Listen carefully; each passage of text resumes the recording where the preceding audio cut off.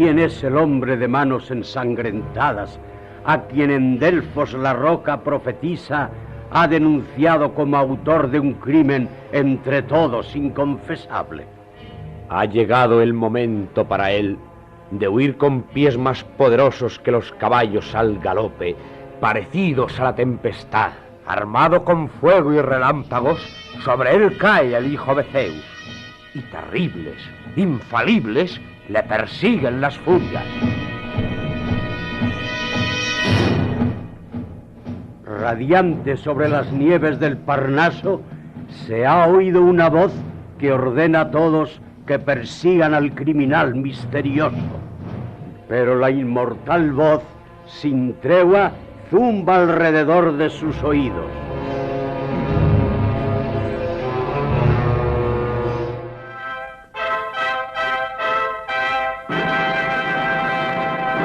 El teatro del aire que les ofrece Edipo Rey, de Sófocles.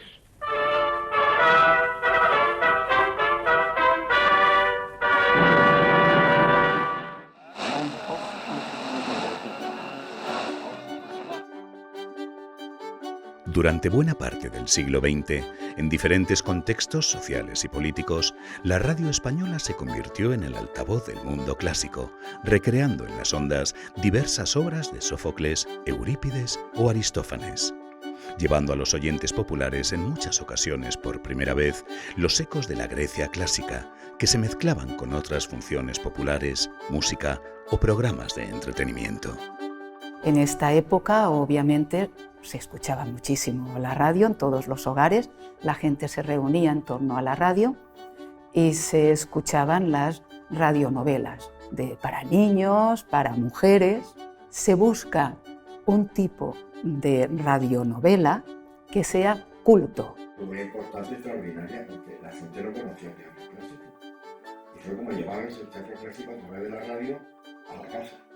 Si no, la gente no se hubiera enterado de Edipo, ni de Tiestes, ni se hubiera enterado de los grandes y maravillosos espectáculos de Mérida, con las obras clásicas. Todo eso se divulgaba a través de la radio. Se utilizan los textos de autores clásicos para emprender acciones de vanguardia, quizás porque son textos muy fijados, con mitos muy fijados que están en la memoria colectiva. Al fin y al cabo, las vicisitudes de las telenovelas de entonces y de ahora, todas proceden del teatro clásico.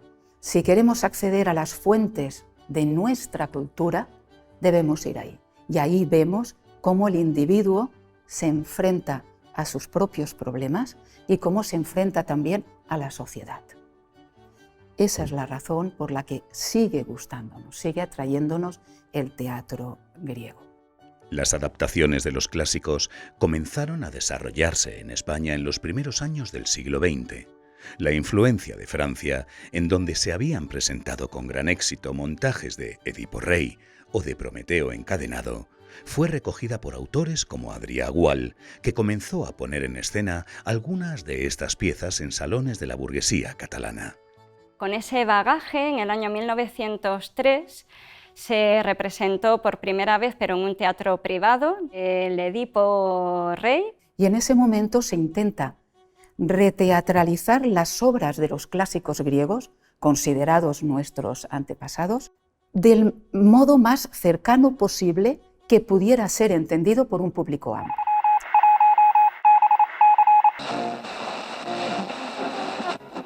El radioteatro en la radio española nace a la vez que la propia radio, desde los comienzos. La que se considera primera obra de teatro de la radio española es El Chiquillo. El Chiquillo era un entremés de los hermanos Álvarez Quintero que se representa por primera vez en la que se considera primera emisora de radio en España, primera emisora estable, que es Radio Ibérica, nacida en Madrid en 1924. Cuando llega Unión Radio en junio de 1925, el teatro es también tan importante para esa radio como la música, van a la par. Pero primero se programan pequeñas piezas, sainetes, entremeses, algunos fragmentos de obras teatrales de Lope de Vega o de Calderón, y se atreven ya con una obra completa cuando se representa el Macbeth de Shakespeare, adaptado para la radio por Agustín Martín Becerra. El radioteatro elaboró un lenguaje teatral específico que inicialmente tuvo que hacer frente tanto a problemas técnicos como al recelo de los empresarios teatrales tradicionales. Surgieron diversos autores especializados en la adaptación y técnicas novedosas que trataban de explotar al máximo las características expresivas del medio. Los adaptadores fueron periodistas, escritores a los que les gustaba el teatro, incluso autores de teatro que se prestaron a adaptar grandes obras de la literatura universal. Y entonces ahí llegan Agustín Martín Becerra, llega Rosa Canto, llega Heraclio Valiente, gente que escribe ya expresamente para la radio, utilizando los recursos de la radio, que son los silencios, las pausas, tan importantes para la radio también, la música que evoca situaciones, los efectos de sonido. Enseguida se inventaron para la radio efectos de sonido, incluso hubo una obra de teatro, Todos los ruidos de aquel día, de Tomás Borrás, que era solo sonidos, y fundamentalmente la figura del narrador. Nosotros estamos muy acostumbrados al audiovisual. Cuando estas obras se radiaban, no. Solamente existía el cine, al que no siempre se podía acudir con la frecuencia que uno quisiera, y la radio. De manera que quien lo escuchaba estaba acostumbrado a los códigos radiofónicos. Lo podía entender muy bien. Entendía muy bien el tipo de lenguaje especial que tiene la radio. En los primeros años del radioteatro, el registro popular convive con las adaptaciones de grandes clásicos. La primera tragedia clásica griega representada en la radio española fue Medea, de Eurípides, adaptada en 1931 para Unión Radio por el escritor y cineasta Fernando Mantilla. Yo lo llamaría el estreno nacional de la Medea de Eurípides en España, porque a mí no me consta en ningún catálogo, y la Medea de alguna manera permite llevar a escena, en este caso a antena, un personaje femenino visceral, pero al mismo tiempo muy racional, en el que se debate sobre su papel como mujer, su función a nivel social, su poder, su pérdida de poder. Es un personaje muy potente que en un noviembre a las 10 de la noche entró por primera vez en los hogares españoles. En el mismo periodo se emiten también dos comedias griegas de Aristófanes, Las nubes, en 1926, y Pluto, en 1932, ambas adaptadas por Agustín Martín Becerra. No parece casual la elección de estas obras, tanto por la vinculación de los responsables de la adaptación con la institución libre de enseñanza, como por el marcado carácter de sátira política de las piezas elegidas. ¿De qué van Las nubes de Aristófanes? Precisamente de un conflicto en la Atenas de Aristófanes sobre distintos modelos educativos en el que el filósofo Sócrates, como representante de la educación del pueblo ateniense en el siglo V a.C., es ridiculizado por sus métodos didácticos.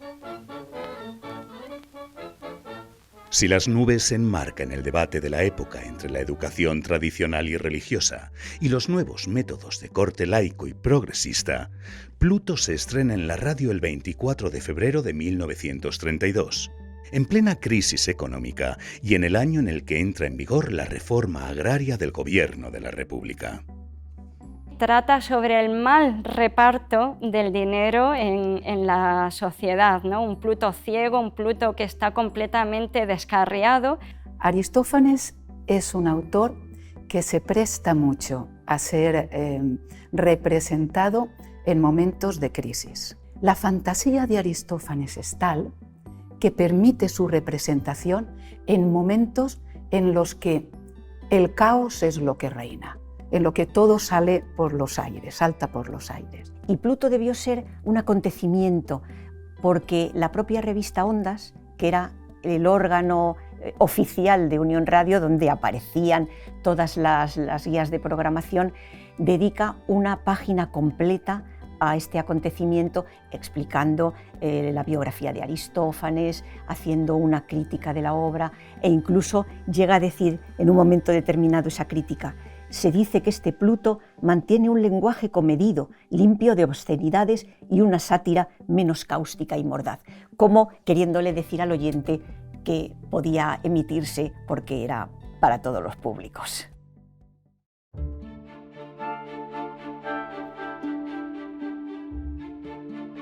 En 1933 se produce un hito en la historia cultural de España con el estreno mundial de La Medea de Séneca, adaptada por Miguel de Unamuno y puesta en escena por la compañía de Margarita Xirgu y Borràs. La obra es la primera representación moderna que se lleva a cabo en el Teatro Romano de Mérida.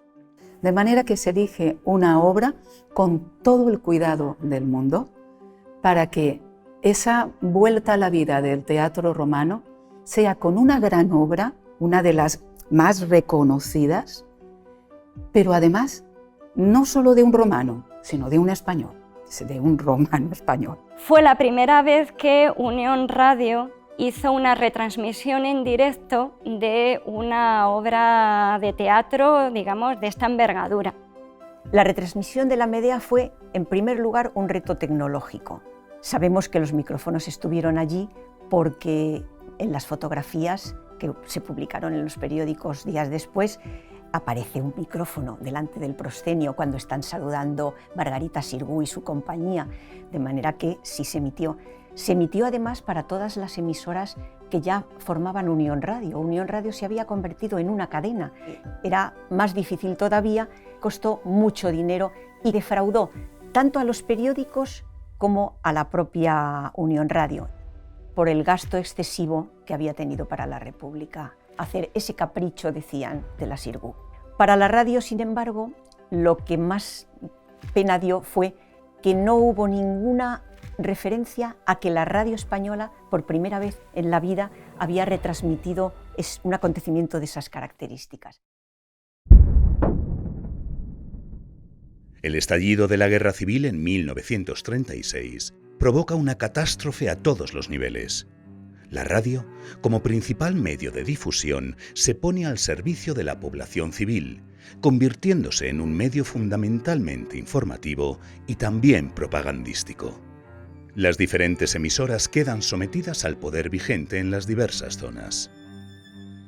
La Guerra Civil pulveriza todas las guías de programación. Todo lo que ha sido programación hasta ese momento queda anulado por las consecuencias de la guerra. Sin embargo, hay que decir que la radio siguió emitiendo y Unión Radio en Madrid emitió todos los días de la guerra. Pero claro, emitió pues todo tipo de partes de guerra, de informaciones, y también hubo teatro. Y el teatro era o bien teatro representado en la propia emisora o bien el teatro que el Altavoz del Frente, que fue el movimiento cultural que creó el Partido Comunista durante la Guerra Civil, el Altavoz del Frente representaba obras desde el Teatro Lara y Unión Radio tenía una conexión con el Teatro Lara para dar estas pequeñas obras. De manera que la radio siguió subsistiendo en esos momentos tan complicados, con los bombardeos, con los cambios de sede, con todos los problemas que tuvo, siguió haciendo radio y no dejó ni un solo día de emitir hasta que fue intervenida el 28 de marzo de 1939 por las tropas ganadoras. Finalizada la Guerra Civil, hay que volver a hacer radio normal, podríamos decir, bajo la férrea vigilancia de la censura. Unión Radio se convierte en la SER y tiene su mayor competidor, que es la radio oficial, que es Radio Nacional de España. El teatro sigue formando parte de las emisiones de la radio en España. En 1942 nace el Teatro del Aire, en la SER, con Antonio Calderón. Ahí empieza, digamos, la leyenda de Antonio Calderón, que ha sido uno de los grandes de la radio española. Y el Teatro del Aire es ese teatro que no tiene escenario, que no tiene butacas, pero que conecta directamente las voces de la radio con el oído y la imaginación del oyente. Y paralelamente nace el Teatro Invisible de Juan Manuel Soriano, otro de los grandes de la radio, y nace en Radio Nacional. Conviven esos dos tipos de teatro radiofónico, que lo que hacen es catapultar a la cadena SER como la cadena más escuchada de España durante muchas décadas.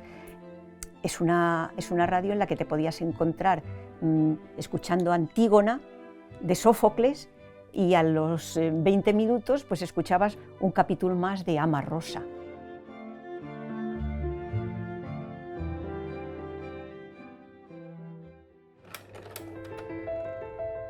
Dentro de la producción teatral de las diferentes radios y emisoras, continúan poniéndose en escena obras clásicas. La primera de la que se tiene noticia en la posguerra es una adaptación de Las Troyanas de Eurípides, realizada en Radio Barcelona en febrero de 1949. Es una tragedia en la que el dramaturgo ateniense reflexiona sobre la suerte de las vencidas después de la guerra de Troya. Las troyanas han sido utilizadas para mostrar el sinsentido de la guerra, para mostrar que, una vez se ha vencido, hay que saber gestionar la victoria. Por esa razón, las troyanas pueden ser utilizadas para hacer una llamada a la concordia, pero también pueden ser utilizadas para hablar de los desastres de todas las guerras que en esos momentos se estaban librando. El Teatro del Aire, que les ofrece Edipo Rey, de Sófocles. Afortunadamente para la cadena SER, las emisiones de teatro, los radioteatros de toda esa edad de oro del teatro radiado, que fueron los años 50 y 60, se conservaban.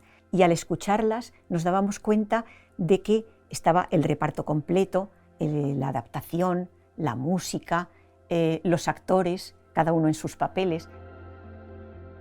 Las versiones de Edipo Rey y Edipo en Colono, que el director Luis Durán lleva a cabo en los años 60, están adaptadas por Rosa Alavedra, periodista, escritora y traductora que ya había trabajado en Unión Radio durante la República. Rosa Alavedra fue una de las todoterreno, en la máxima expresión de esta palabra, ¿no? Era una todoterreno de la radio. Después de la guerra la mandó la radio a San Sebastián, probablemente porque la memoria de Rosa Alavedra recordaba mucho la radio de la Segunda República, entonces pasó a Radio San Sebastián e inmediatamente a Radio Madrid. En una adaptación libre para la radio de Rosa Alavedra, interpretada por Teófilo Martínez. El Edipo Rey, que fue adaptado para la radio por Rosa Alavedra, utiliza la traducción que hace Carles Riba en la colección Bernat Metge al catalán, lo cual no deja de ser una broma, un juego con la censura, porque está utilizando un texto catalán que fuera de ese ámbito estrictamente académico no se utilizaba, de una persona claramente de izquierdas represaliada, y lo está utilizando para una obra de amplia difusión, que se va a radiar, que va a llegar a todos los hogares. La censura era total. Todos los guiones que se custodian en la cadena SER de esa época llevan el sello de pase sin lo tachado. Sin embargo, en la cadena SER hubo tanto cierta libertad social, es decir, trabajaron dentro de la emisora durante toda la dictadura personas de toda índole, personas de toda ideología, y se convivió de una manera absolutamente fraternal y colaborativa, como por la antena, en la que muchas veces se advierte las ganas de modernizar. Es como el tira y afloja de una cadena de radio que se sabe moderna y hace a la audiencia los guiños suficientes como para que la audiencia sepa a quién está escuchando. No lo dudes, hija de Edipo. Vuestra desgracia despierta nuestra piedad por igual hacia los dos. Pero tememos a los dioses y no nos atreveríamos a retirar lo que hemos dicho.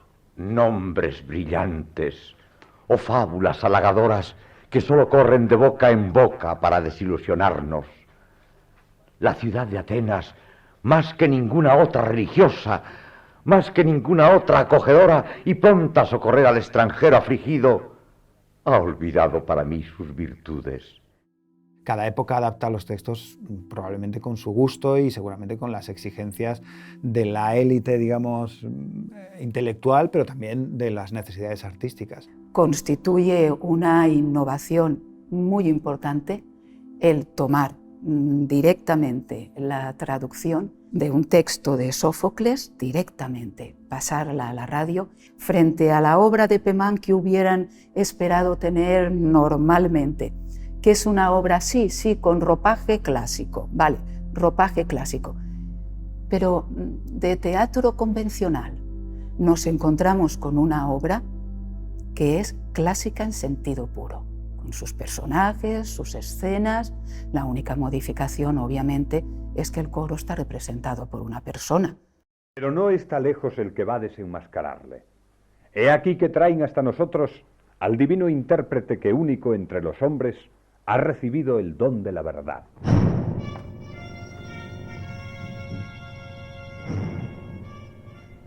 Cuando interviene el coro, en algunas ocasiones se introduce algún efecto adicional de eco, como de reverb, y además sin música, de modo que parece que el coro, bueno, pues tiene una voz propia y también tiene una sonoridad propia, que no es la del resto de los personajes.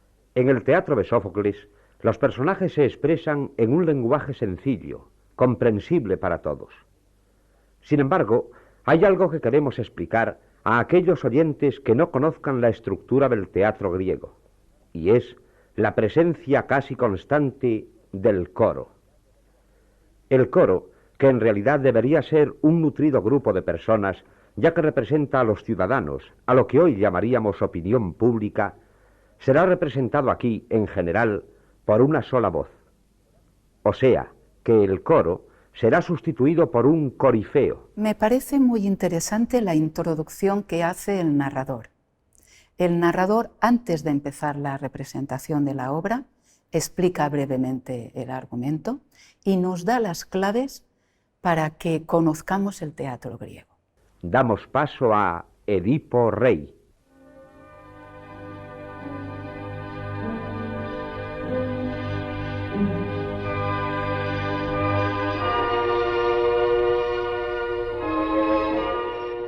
La música que se utiliza es música de cine, es música de películas, casi todo.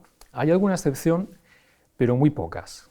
Casi todos son bandas sonoras de películas, y esas películas son, en su mayor parte, Ben-Hur y Espartaco.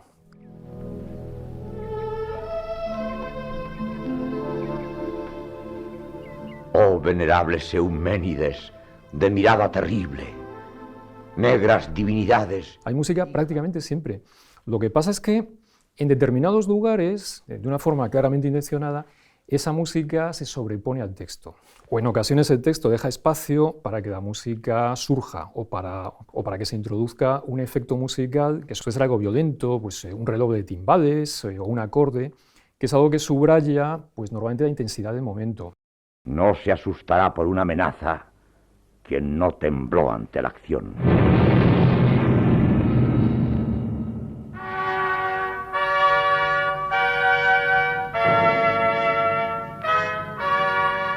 La cadena SER, con el auspicio de la Embajada de Francia en España, presenta en su ciclo de teatro contemporáneo francés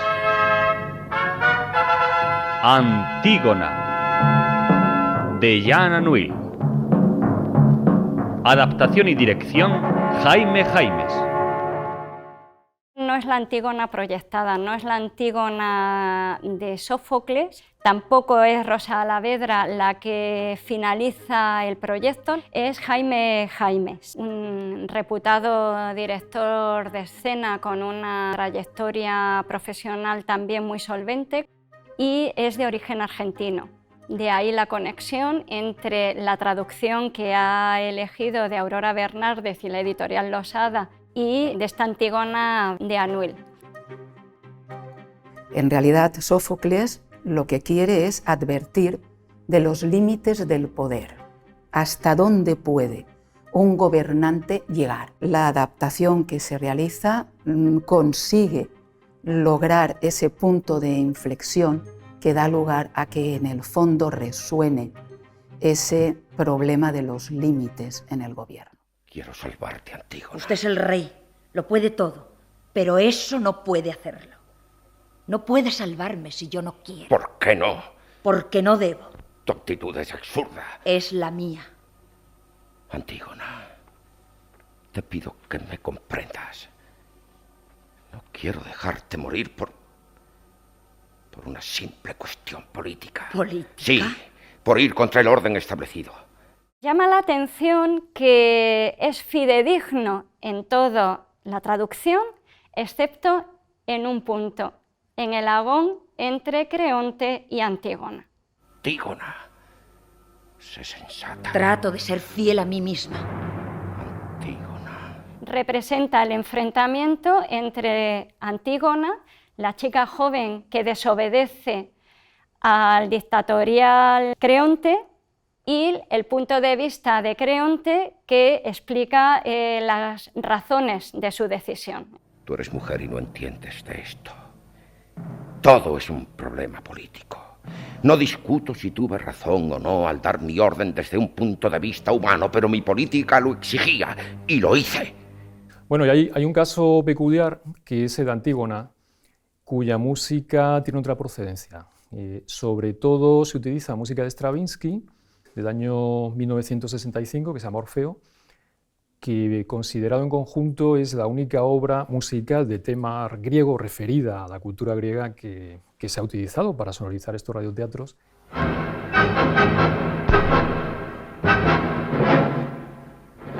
¡Padre! Olvídala, Hemón. Olvídala, hijo mío. Lo he intentado todo para salvarla, Hemón, te lo juro. No te quiere. Y luego hay un fragmento de Morricone.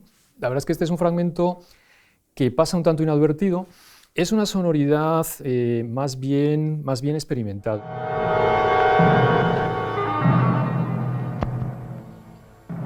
Les hice acostar uno junto al otro. Ahora están tranquilos. Tú no, Creón. Todavía te queda algo por saber. A pesar de que nos evoque ese tono de voz, esa música de otra época, te envuelve, porque las voces, esas voces, envuelven. Todo está ahora claro. Luz, voy a verte por última vez.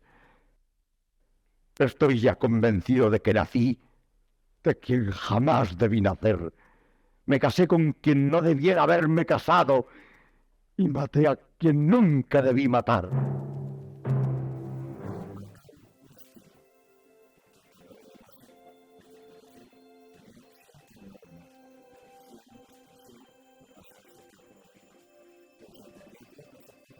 Acabaron especializándose de tal manera que, bueno, conocemos hoy, por ejemplo, el oficio de doblador, que sería probablemente las primeras grabaciones que tenemos de este tipo de material, que son de los 60, están interpretadas por gente que ya tiene, no digamos tics, pero sí ya un oficio muy concreto que es el de doblar.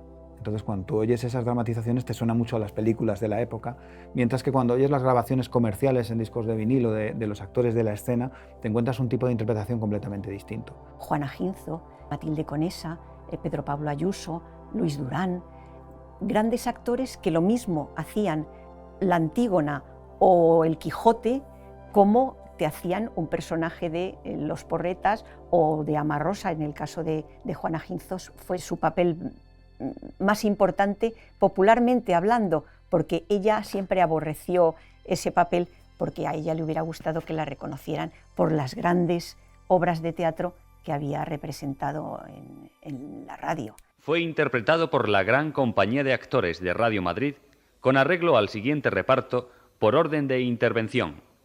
Antígona, Juana Ginzo. ¿Quién sabe si no se contagiarán otros al escucharme? ¿Qué esperas para hacerme callar? ¿Para llamar a los guardias? Vamos, Creón, un poco de coraje. No es más que un mal rato. Vamos, ya que no hay más remedio. Como bien decía Valle Inclán, donde no llega la razón, llega el sonido de la palabra.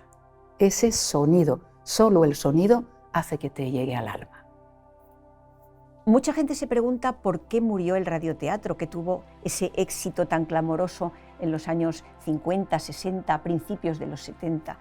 La mujer ya no está en casa en los horarios en los que normalmente se emitían radionovelas. Luego está la musicalización de la juventud y finalmente la propia democracia. Nacen los programas informativos ya afortunadamente en libertad. El radioteatro quedó ahí de una manera residual, con algún apunte, pero sí que es verdad que aquella edad de oro de los años 50 pues había desaparecido. A continuación, les presentamos un extracto reconstruido de Medea, en la primera traducción española de la que hay constancia, realizada por Teodoro Soria en 1923. Esta pieza fue adaptada por Fernando Mantilla como obra para la radio y emitida en Unión Radio en 1931, pero no se conserva. La reconstrucción realizada parte de una selección de Carmen González, con dirección escénica de Eduardo Vasco y las interpretaciones de Elena Rayos como Medea y Rafael Ortiz como Creonte. En el extracto que les presentamos, Medea, sacudida por el descubrimiento de la infidelidad de su esposo Jasón, reflexiona sobre su destino y se entrevista con Creonte, rey de Corinto, que la amenaza con el destierro.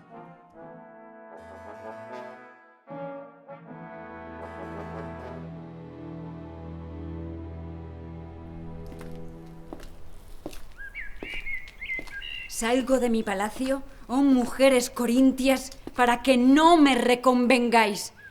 Sé bien que algunos que viven en el extranjero, lejos de su patria, son orgullosos, y que otros, de costumbres apacibles y olvidadizos de ella, pasan tranquilamente la vida.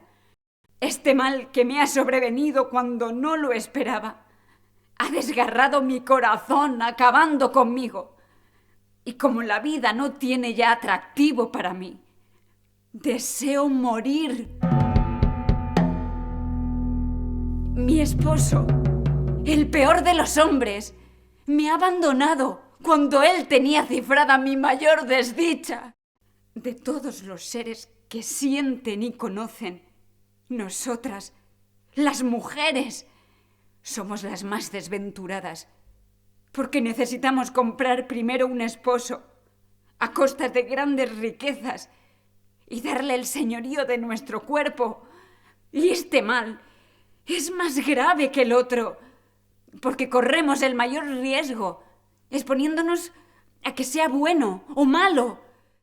Verdad es que dicen que pasamos la vida en nuestro hogar, libre de peligros, y que ellos pelean con la lanza. Pero piensan mal, que más quisiera yo embrazar 3 veces el escudo que parir una sola. Porque la mujer es siempre tímida, cobarde en la lucha y sin ánimo para mirar tranquilamente el acero. Pero cuando la injuria que recibe afecta su tálamo conyugal, no hay nadie más cruel.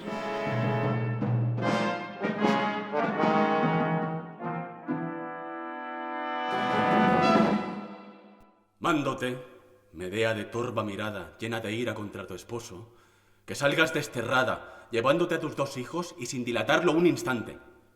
Que soy aquí soberano y no volveré a mi palacio antes de expulsarte de los confines de este país. ¡Ay! Completa es mi desventura. Muerta soy. Ya mis enemigos largan todas las velas y no hay remedio contra estos males. Pero dime, oh Creonte, a pesar de tu odioso comportamiento, ¿por qué me destierras? Temo, dejándome de circunloquios, que infieras a mi hija algún daño irreparable. Muchas son las causas de mi temor. Eres astuta, maestra en artificios, y sientes que tu esposo haya abandonado tu lecho. Sé que profieres amenazas, según dicen, y que no disimulas tu propósito de vengarte de mí por haber casado a mi hija, y del esposo y de la esposa. Cuidaré, pues, de que no suceda. Más quiero incurrir en tu odio, oh mujer, que arrepentirme inútilmente de mi condescendencia. No es ese mi pensamiento, oh Creonte. No receles que yo ofenda a tan ilustres personajes. ¿Qué iniquidades has perpetrado contra mí, casando a tu hija, atento solo a tu inclinación? A quien detesto es a mi marido. Pero según creo, has obrado con prudencia y ahora no llevo a mal que salga todo a medida de tu deseo. Que se casen, que aquí reinen la felicidad y el bienestar. Pero déjame vivir en Corinto. Yo callaré a pesar de mi afrenta y cederé a la fuerza. Agrádame oír lo que dices, pero temo que fragues alguna maldad, y ahora tengo en ti menos confianza que antes, porque la mujer de pronta cólera, lo mismo que el hombre, es menos temible que quien calla y solapadamente forma propósito de vengarse. Vete pues, cuanto antes, y no me hables más. Así lo he mandado, y no hallarás medio de quedarte entre nosotros siendo mi enemiga. No lo hagas. Yo te lo suplico, oh Creonte. No me precipites tú, como llevas trazas de hacerlo. Huiré. No es eso lo que te pido. ¿A qué, pues, te opones y no te alejas? Concédeme el plazo este solo día y pensaré en dónde he de refugiarme con mis hijos, ya que su padre no se cuida de ellos. Compadécete de su suerte, que tú también los tienes. Míralos con agrado. Poco me curo de mí y de mi destierro, pero deploro su mala fortuna. No es tiránica mi natural índole, y muchas veces me ha perdido mi bondad. Y veo que no obro bien ahora, oh mujer. Y sin embargo, lograrás lo que deseas. Pero advierto que morirás si te llega a alumbrar aquí la antorcha de la luz del sol que ha de lucir mañana. Lo dicho, dicho está, y no me volveré atrás.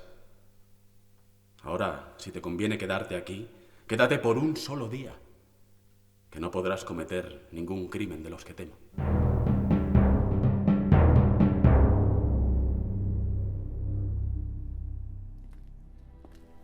Rodéanme solo desdichas. ¿Quién podrá contradecirlo? Pero no será como pensáis. No. Me hubiera callado, absteniéndome de tocar sus manos. Tan grande es su insensatez, que pudiendo desbaratar mis proyectos, desterrándome de aquí ahora, me ha concedido el plazo de un día, que bastará para dar muerte a 3 enemigos míos, al padre, a la hija y a mi esposo. Aunque tengo muchos medios de hacerlos morir, no sé, oh amigas, ¿cuál emplearé primero? ¿Si incendiaré el palacio? ¿O si los atravesaré con el afilado acero, entrando ocultamente en el aposento en que está preparado el nupcial lecho? Solo un obstáculo me detiene. Si al cumplir mi propósito me prenden, se regocijarán con mi muerte. Lo mejor es matarlos con veneno, en cuyo arte soy maestra. No, por Hécate, deidad a quien rindo especial culto y cuya protección he implorado en este trance en el secreto santuario de mi palacio. Nadie se reirá de mis dolores. Amargas y tristes serán las nupcias, amargo el parentesco, amargo mi destierro de este país. Ea pues, Medea, apela a todos tus artificios, delibera y medita. No vaciles en cometer tu atroz delito. Veremos quién es más fuerte. ¿No consideras tu estado? Has nacido de noble padre y desciendes de Helios, ¿y servirás de escarnio en las bodas de Jasón y de los hijos de Sísifo? Tú eres sagaz. Por naturaleza somos las mujeres las más incapaces de hacer el bien, pero también somos artífices de los más ingeniosos males de todo linaje.